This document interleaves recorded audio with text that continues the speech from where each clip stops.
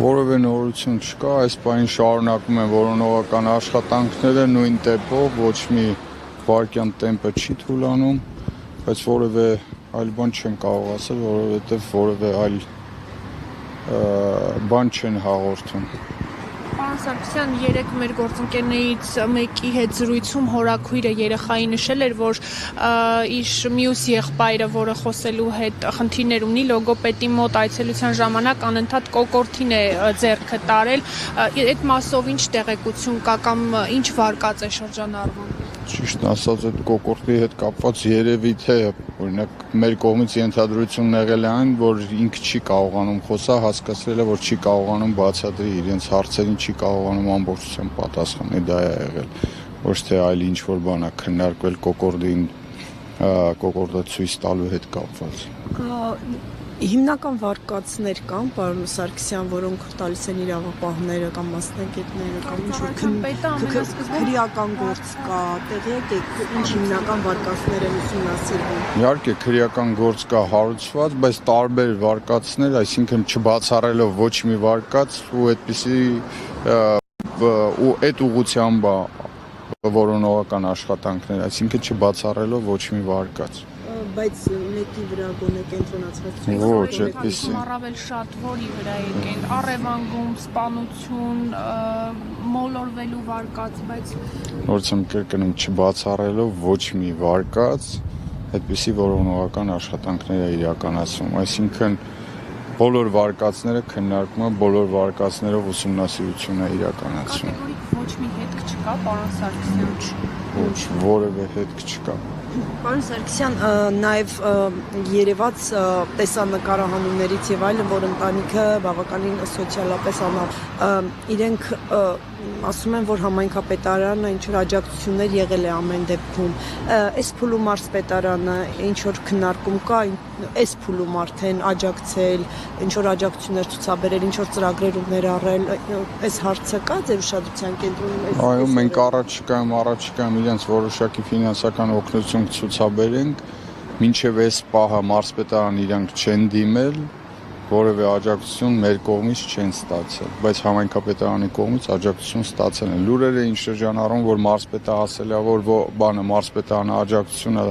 ցուցաբերել, բայց դա իրականություն չի, ես այդպես չեմ ասել եմ, որ տեղյակ եմ, որ համայնքապետարանը աջակցություն ցուցաբերել է, բայց մարզպետի աշխատակազմը թե աջակցություն ցուցաբերել է, թե ոչ, այդ բանը չեմ ունեցել տվյալներ, հետագայում ուսումնասիրել ենք, որ մեր կողմից որևէ աջակցություն չի տրվել այդ ընտանիքին, հաշվի առնելով, որ իրենք որևէ դիմումով, այո, մեզ չեն դիմել։ Իսկ ինչ